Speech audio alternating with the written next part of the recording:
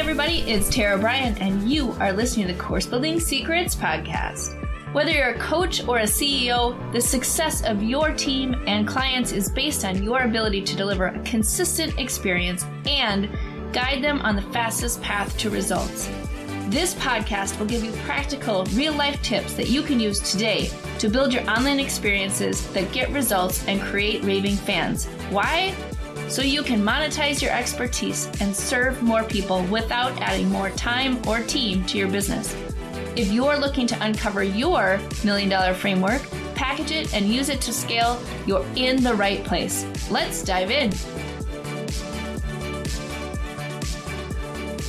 Hey, everybody. Welcome to the Course Building Secrets podcast. I have Tracy Phillips here with me today, and I am so excited for you all to meet her. She is amazing and is a video queen and is going to tell us all things video today. So Tracy, welcome to the podcast. So happy to have you here. Give us a little bit of your background and what makes you tick. Well, I was born in 1992. No, I'm just kidding. So I've come from a pro video world. So I've been in the pro video world for 20 years. And I started in documentaries. I was actually nominated for an Emmy in documentary. And about 7 years ago, I was introduced to the world of online marketing. I had no idea it even existed. Like, it was honestly like those rays of sunshine. I was like, because I realized I have a unique skill set to help people online with video. And so really my magic sauce is helping entrepreneurs take those scattered but brilliant ideas and turn them into videos that convert while getting them comfortable on camera, which is a big thing. And you and I were talking before the show about it doesn't matter how confident you are about what you're teaching, or you can be speaking to a room full of thousands, but suddenly it's the Cindy Brady syndrome where that light goes on and you're just like deer in headlights. Or I like to say doe in headlights. And so I really have found my niche online, just helping entrepreneurs step into their own light and use video to grow their business.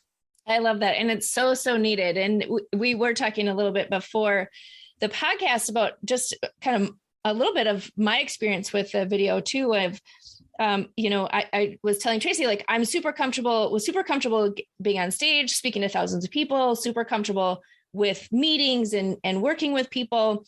And my very first time we tried to do a professional video shoot for my agency, I hired a video team to come in, and they literally laughed at me for 4 days because I would get on camera and I go, bleh, bleh. And I could not, there was just like nothing. And so it's so needed, this, like, being able to figure out how to do this and how to go through this process. So I'm excited to dive into that for all of you out there who are also maybe like me, where video is not necessarily your thing, or you have found every excuse in the book to not be on video. Tracy, for years, my excuse was, well, my hair isn't done. Yep. That's right? So that is a lot of, and I work a lot with entrepreneurial women, and I am not a girly girl. I will not spend more than 5 minutes getting camera ready, but I get camera ready every morning. Otherwise, I will not record any videos. And so you have to realize what camera ready is for you. And there's a lot, and we should definitely dive into, like, perfectionist Patty. There's a lot behind that, and that's a story. So you're using it as an excuse. And I like to say excuses are like belly buttons. Everybody has them, and it's useless because they're like, you can keep making up excuses on why you shouldn't be on video. Yep. But the truth is you need to be on video. And so it doesn't help you or your business by coming up with this. I mean, I've heard them all. It's like, my hair isn't right. I have wrinkles, I'm overweight, I'm underweight. I always say, I can't make you taller. I can't make you thinner. I can't make your boobs higher, but I can help you show up on video, because all of that doesn't matter also to your audience at all. Right. They don't care. The only person who cares is you. And that's where perfectionist Patty comes in, because she sits on your shoulder and she just reminds you of all of the little things that are wrong with you and all the reasons you shouldn't be doing video.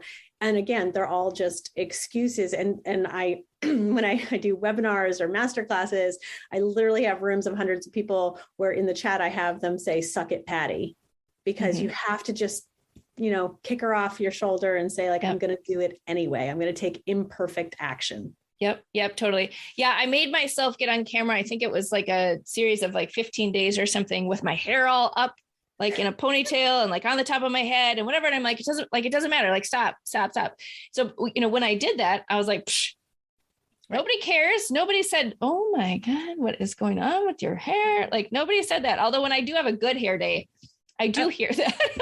Like, oh, your hair looks great. Oh, okay. Thanks. But yeah, so that's great. It's funny that you mentioned perfectionist, Patty, because when I met you for the very first time, one of the things I loved about you was the fact that you were very intentional about being clear about who your people were. And you gave them names like that. Like this person, like I attract the person who, is perfectionist Patty, and I can help her get better on video and blah, blah, blah. And like, that was so compelling because so often I think that when you can name either your person or a behavior trait of your person, it gives you so much more clarity on who you're helping and how you can help them. Even just giving somebody that visual of like, right? Like that in and of itself could be the thing that helps somebody get over that hurdle. And you've just given them that tool, that wording to be able to say that. So I love that. And I'm sure it's just the way that you think, but can you just give us a little bit of insight into your brain in terms of how that works? Because I think that there are a lot of people who don't think about their person as like a little character, an avatar. Well, I think also I was that person. So again, being the professional behind the camera, and again, this is something we talked about ahead of time, but so when you're really good at something and then you're told to do something you're not good at, all of those feelings of like, I'm not good enough. I don't want to be an amateur. I am smart. I am educated. I am the best at what I do. And now you're telling me to do this other thing. And here's the thing about video that's super annoying because, I love to hire everything out, but like you can't hire out your video. You can bring in a crew and help you with your video. But if you are the face of your brand, it's you who needs to show up. And video used to be nice to have, and now it's a must-have. Like there's no more like, you can't sit on that fence any longer. And so I think when it comes to really, it comes down to Tara, really understanding your audience, understanding the women mostly who are attracted to me are 40 and above, have had a successful offline business, want to bring it online, want to share their gifts, want to reach a community of people who they know that they can help. And this video thing is, it's just driving them bananas. And so I also work, introverts are so good on camera once they work with me, because the truth about video is it's not about you. It's about your audience and helping your audience. And so I like to say you have to simply make the desire to reach your audience greater than your fear. And you really kind of only have to do that once. And get over that hump and pull off the Band-Aid and then just keep making videos. Well, and don't you think that audience, the offline to online, like they have not probably been the face of their brand or in the spotlight in the way that video puts you in the spotlight, because you're using video to become more visible and to increase your authority so people are attracted to you. Correct. But when you're doing services or you're working with clients one-on-one, you don't really have to appear that way. You don't have to be the one who's owning the almost spotlight, owning the authority and being in the spotlight. So even helping people get over that bridge of how do you put yourself in the spotlight, put yourself out there. And we were talking about this too, is that sometimes you're working with corporate where you're almost told not to be in the spotlight. Right. Don't shine, don't stand out. Don't be the one who's, being more vocal than everyone else, like fit in or whatever. And really teaching them how to get over that hurdle is probably part of it too. Big time. And listen, and it's a journey. I know everybody says that about like your online business and stuff, but it really is. And so it is that first hurdle of saying like, okay, I need video and I'm going to do it, and just declare it. I'm going to do it. And then there's what I call the sucking period, because you're not going to be great at it right away. And I joke, but it's not really a joke, is, we're so used to being good at what we do. And it drives us bananas that we're not good at video, that I keep asking people, like, what are you waiting for? Because you're not going to take a pill at night and wake up the next morning and be like, I am awesome on camera. Because it doesn't work. I wish it did. I wish there were a little pill or an easy button you could push, right?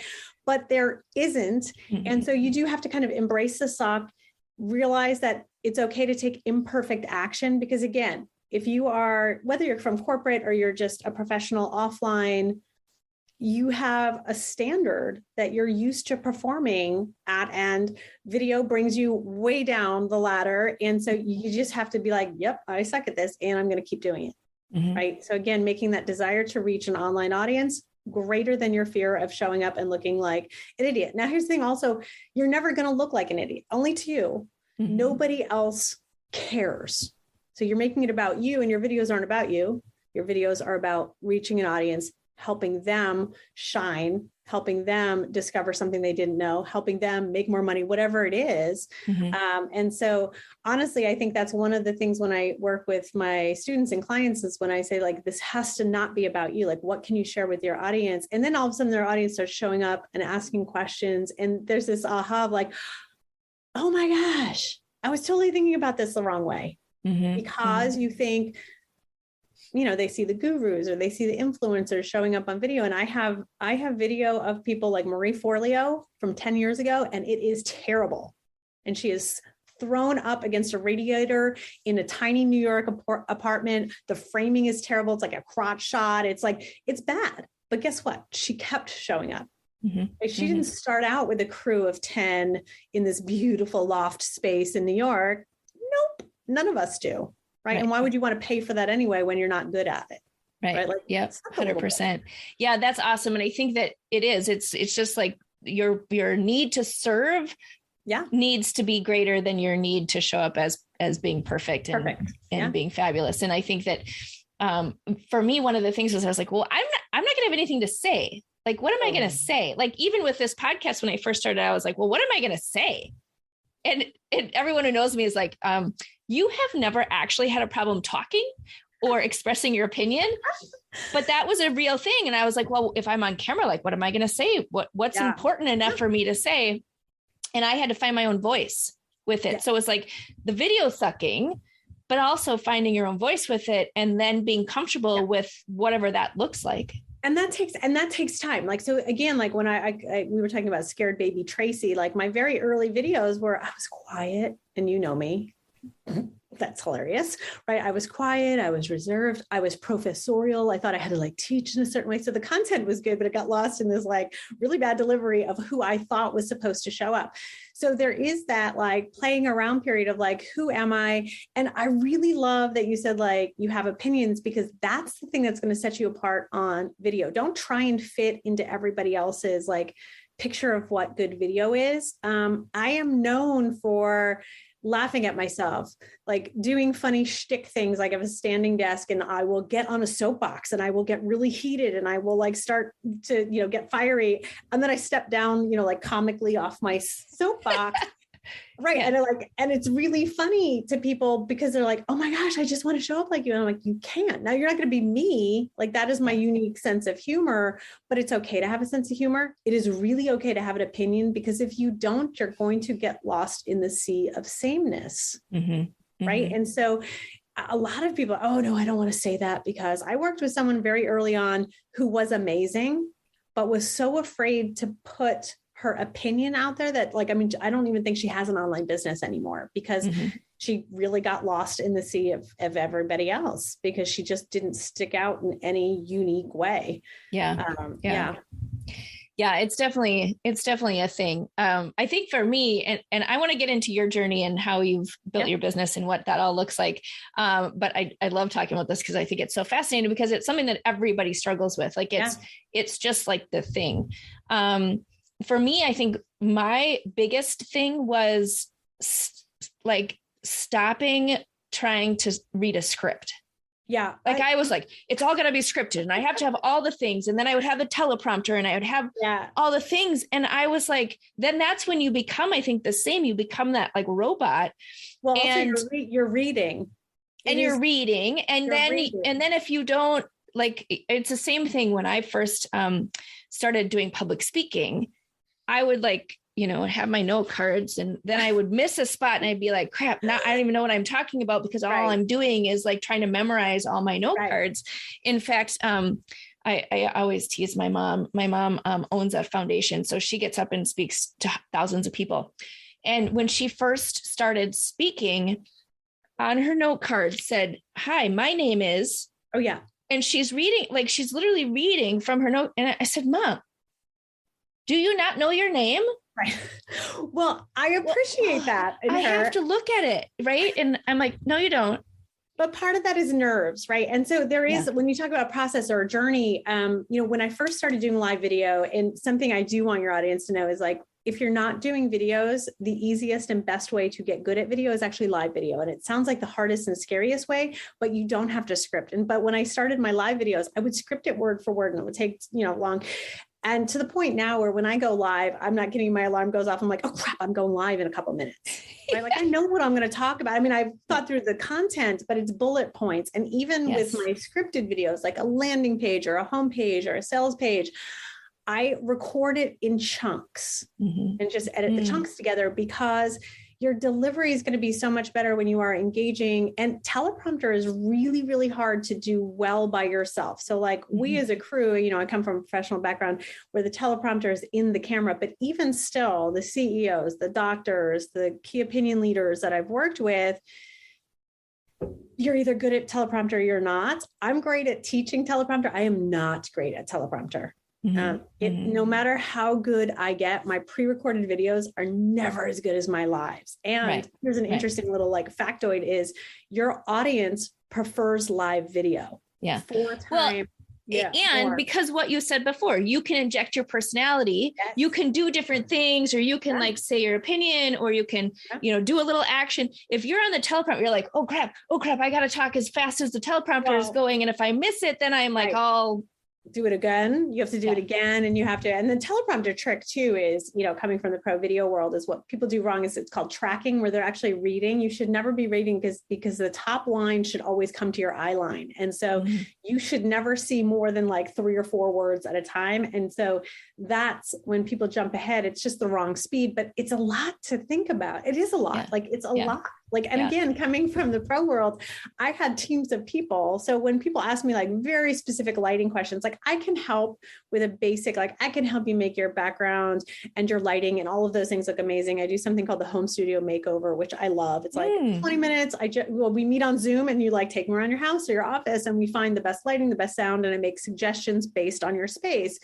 But in the pro video world, when someone gets like super granular with a lighting question, I'm like, I don't know. I paid a guy like $1,200 a day to do that professionally. Like, so I call him like, hey, Nick, like what's the answer to this? Right. Cause I have a Nick, right? But again, when you think about all the things you have to do, simple, keeping it simple and having clarity. I love that when you talk about what do I talk about, it's not like what's in your head. You do have a ton. Everybody said what you're actually saying is, I don't know how to focus what I'm talking about so that it matters to my audience. And that is a simple process of just taking all of those ideas. We have a love of stickies, you and I. And so and I do something called the magical content wheel, which helps you get all of that out of your head, but in a way so that it makes sense for your videos, because it has to make sense. You have to be kind. You want your videos to be rather short, unless it's a webinar. And so when we talk about, so when I do a webinar or masterclass and I am using slides, I write, and this is so funny. My VA is like, I'm sorry, do you write your jokes out? And I'm like, oh yeah, they're written out. Yeah. But if you were to watch my webinar, you would think that I was just kind of like doing it off the cuff.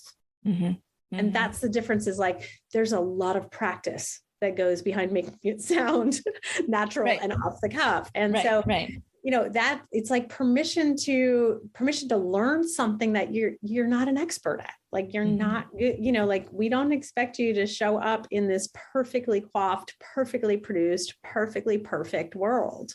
Yeah. Well, and in fact, I think that people are more attracted to people when they're not like that.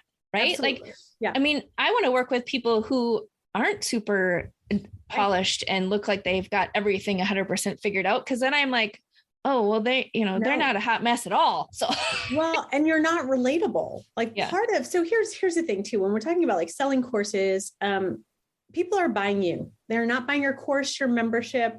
They're not buying your coaching or your widget or your product. They are buying you, which is why it's so important that you show up on camera. But they're not buying a perfect version of you. They just want to trust you. They want to trust that you can bring them from A to B, not A to Z, not like it's just one little step, something they don't know. Can this person get me there? And in my world, like with my classes, I mean, we talk about like ascension ladders and things like that. People come into my world, then they'll take like live video launchpad, then they'll take 6, then they'll hire me once they're successful for the test of magical, right? Like they stay in my world because, and this is what I hear all the time, I just trust you. I know that you'll get me where I need to go. And that is what you want to build with an online audience, is this trust that you can help them. Yeah. And that's when you show up authentically. That's when that can happen. Yeah. Awesome. Okay. So very cool. So we could talk about that all day. For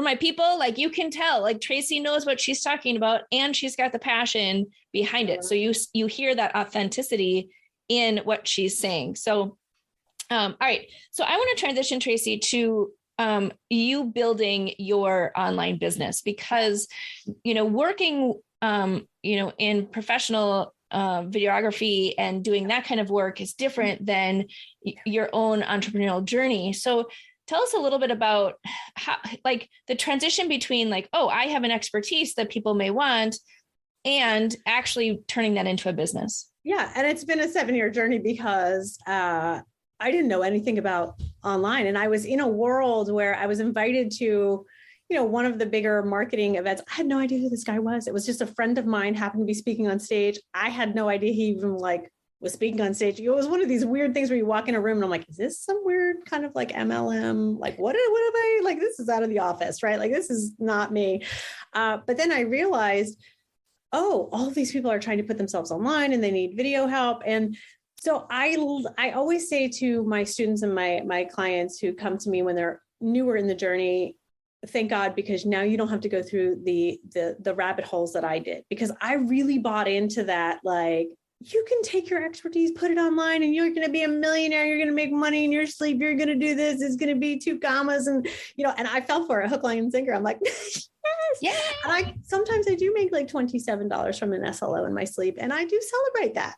But it has been a long time in the making, like getting to that, like waking up in the morning to Stripe funds. And so I really just had to learn the online world like everybody else. I had to learn. Yes, I had a skill. Yes, I knew video, but I wasn't great on video yet.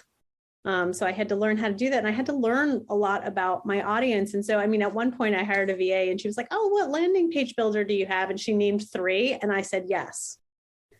And she's like, which one? I was like, no, I have all of them, because I didn't know, you hear this influencer say you needed this. So I was like buying stuff, and I was doing Facebook ads and I had no idea what I was doing. Turning cash into ash is what like my current Facebook person calls that. And so I made all the mistakes. I did all of the things. And then I realized, focus on who you're helping, focus on what you know. You don't have to do or know all the things. Right? Just be really good at helping people be comfortable on camera and reach their audience. And that's it. And so that's why, I don't do a lot of the lighting tutorials and a lot of those things. I teach a little bit, but that's just like an entry into my world. And so, yeah, the journey has been a long, and I will say like a roller coaster, because again, I do what I call unlaunching now, because I followed all the people and did all the things, and it felt so wrong and not genuine. And I just one day was like, I'm just going to do this my way and reach out to my list. And I'm like, I don't have a sales page, but I'm going to do this thing called Video Lab. And Video Lab is like years old, but it was such a funny thing because people are like, okay, oh, I don't need the fancy, like, I don't need. And so I really try and teach people, like, you want to validate your idea, right? Just get some people in a group or get on a coaching call with someone and do your thing, and then figure out what the process of that was, and then put that out to the rest of the world. Like, so it does not need to be, what I see too many people doing in the course creation world is like, they spend so much time creating their course before validating it. And they spend far too much time fire hosing everything into that course. And, you know, like we were talking about, one of my YouTube videos is like, how long should your course video be? And the answer is short. It's short because it's kind to your audience, and you just want to get them like to the next place. And so, yeah, it has been a journey. It's an exciting one, but I also, you know, I like to joke around that I am the internet mullet, because I have been rocking like business on top and nap on the bottom for 7 years now. And I can't go back into corporate, right? Like I'm like, oh no one can take this away from me. Right. Yeah. Yeah. You're unemployable. Yeah. I really am. I really am. Aren't we all Yeah. at this point? Awesome. So that's amazing. And I love that journey. And it's a similar journey to a lot of people who kind of just like sort of stumble into this world. They're like, well, I have an expertise. I'm good at this thing. I guess I'll start selling it. And so I love how you're saying we teach the same thing where, you know, you launch your beta first before you go and build your course, because the last thing that you want to do is build something and then hear crickets, because it's really fun to build something, but it's not really fun to build something and then nobody buys it.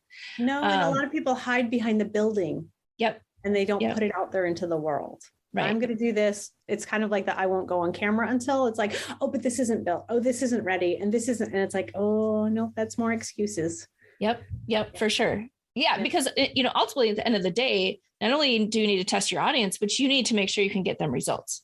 Exactly. And if you can't get them results, then it doesn't really matter how cute or wonderful or well produced or like the editing and fancy and like, yeah, nobody wants that.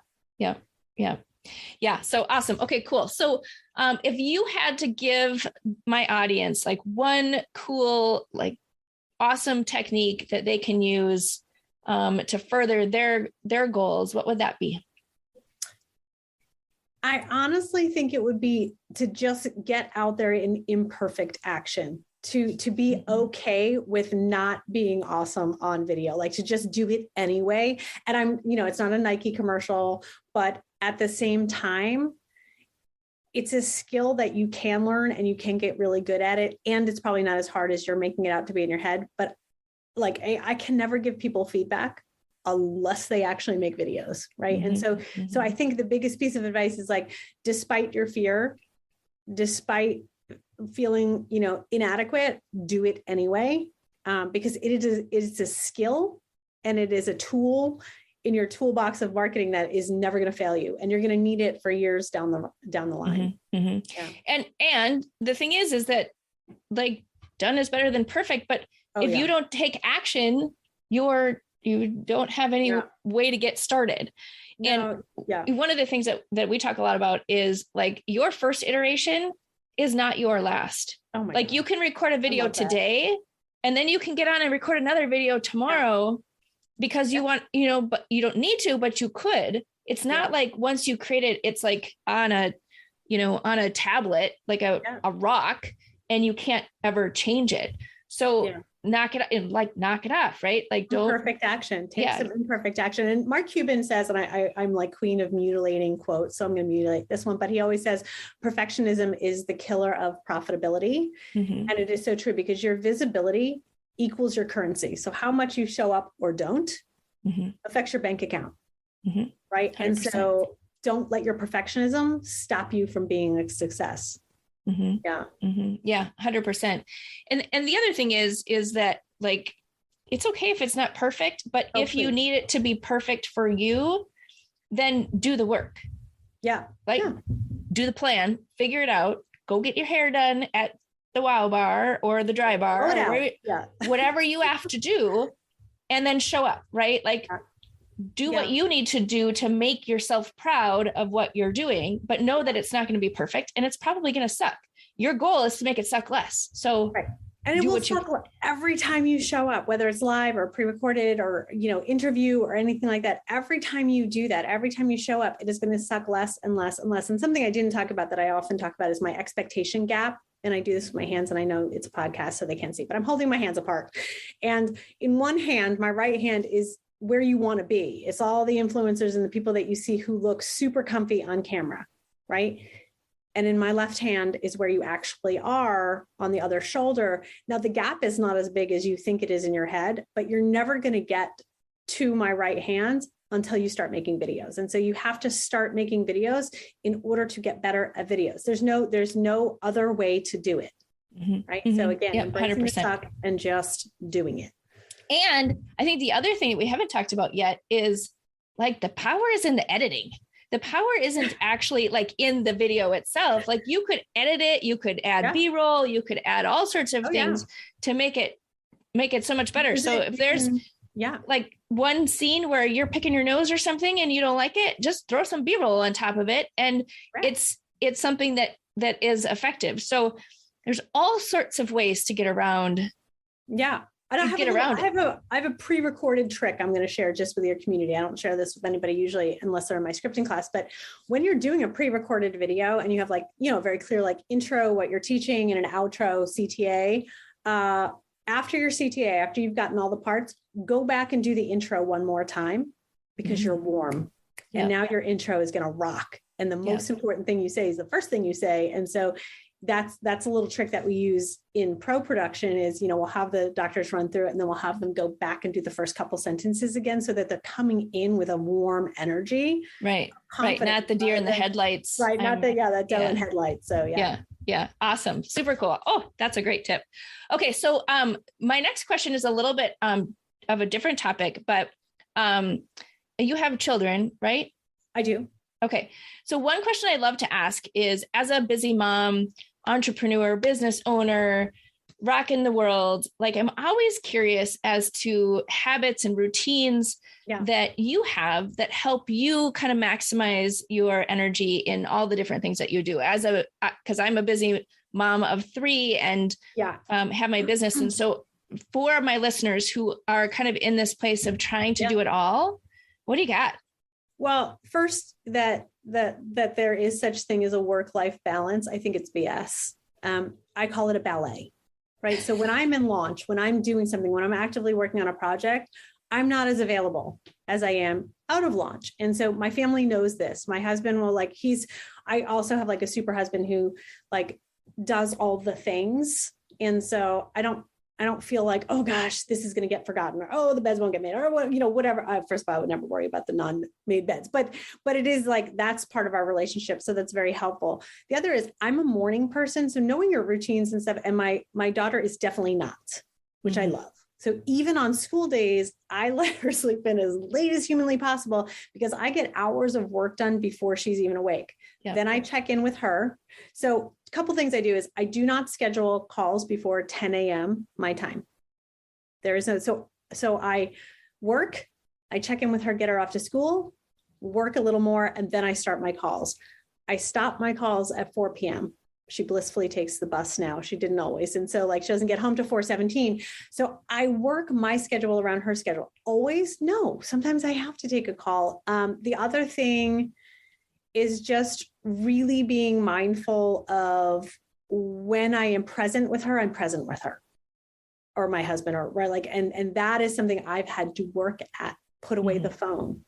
Check in. My husband will say to me, he's like, check in. And that means put down your phone, stop checking. And so it's a ballet of just learning and that's not right for everybody, right? It could be totally different for another family, but it works for us. And I don't work on Fridays.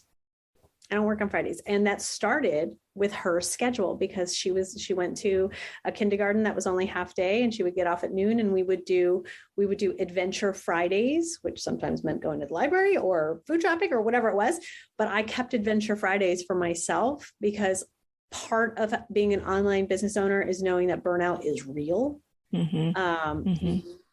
When people laugh and oh, you're so lucky you get to work at home. We even had friends who had an infant when we lived in another state, and they were asked us to watch their infant because we didn't work. And we're like, what the what? Like, I can't watch your kid. It was such a funny thing to me that they thought like working from home meant I wasn't working. And so right. I feel like, and as an entrepreneur and all of your audience knows, like you work extra hard. You were like, sometimes your days are way, way, way, way longer than they would if you were like going into a 9 to 6 or something. But again, that balance of just not working on Fridays has been, I think, what keeps me sane. Yep. Yeah. No, I agree 100%. Yeah. Fridays are my day. Like sometimes I'm working, but it's on my stuff, right? Like the stuff that I want to be working on or catch up or whatever. But no client calls, but so that's so funny. So for me, the biggest thing is that I get up super early and I take a period of that time that's just like my time. Right. Yes. So it's, I'm not necessarily working on client stuff, but it's my time. And so it's so funny. Even the other day, like my husband got up super early and I'm like, why are you awake? So I get a little pissed. I'm like, what are you doing? And he's like, I know I couldn't sleep. And I'm like, well, you can't come talk to me. Like, this is my time. Wait. Oh, I love that you had that reaction. Yeah, that's totally me. And I didn't mention so I actually, the first half hour of my day, I read fiction, no business books. So I get a cup of coffee. I have a chair back there. That's I get a cup of coffee and I read fiction for a half an hour, no matter what, lunch, out of lunch, no matter what is going on. I read for a half an hour for myself every single day. Brain candy. I love it. That's what I call fiction. I love that. All right. So speaking of reading, so what's one book, resource, or tool or whatever that you recommend to our people that has changed the game for you in this whole online business? Such a hard thing. It depends. There's so many. Okay. My most recent is Mike Michalowicz, who is, he's known most for Profit First, but I don't actually think that's his best book. Get Different. Because I haven't heard of that one. I have most of his books. Did that one just come out?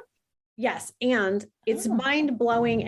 And as far as when we're talking about visibility and getting lost in the sea of sameness, I love his tone. He's from New Jersey. I'm from New Jersey. There's that definitely East Coast tone in there.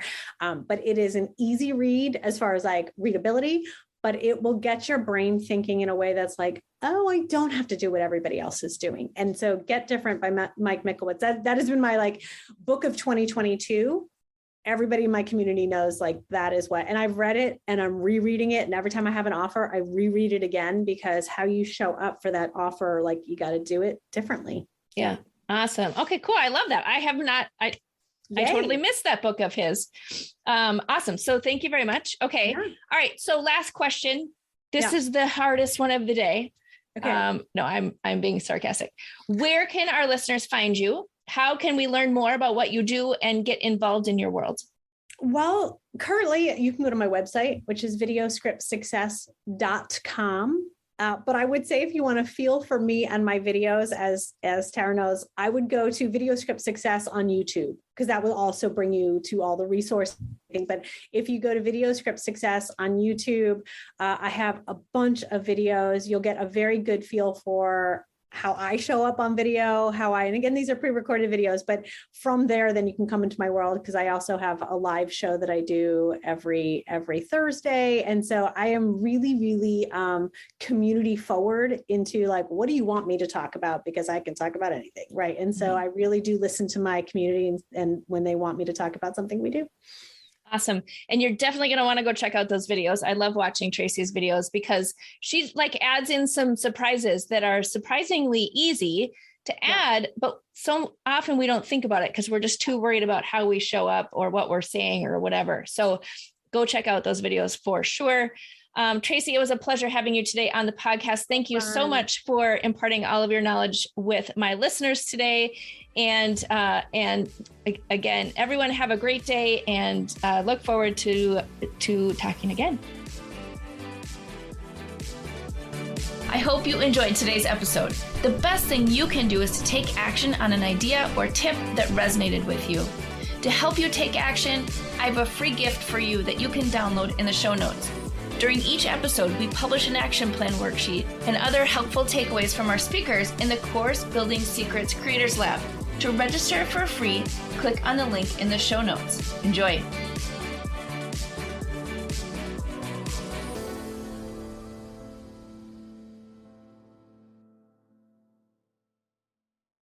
Hey everybody, are you a business owner ready to streamline and scale your business?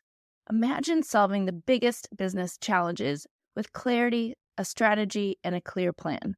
Hey, I'm Tara Bryan, and I want to invite you to take the first step towards transforming your business with a free 30-minute discovery call. This call is an opportunity to discuss your goals, identify key challenges, and learn how my mentorship program can help you achieve the success you're aiming for. In just a half hour, we'll explore how you can scale your business by enhancing your authority strategy, engagement strategy, and retention strategy. You'll get personalized advice and a clear path forward. Ready to take the first step? Click on the link below that's in the show notes to book your free discovery call now. I hope to talk to you soon.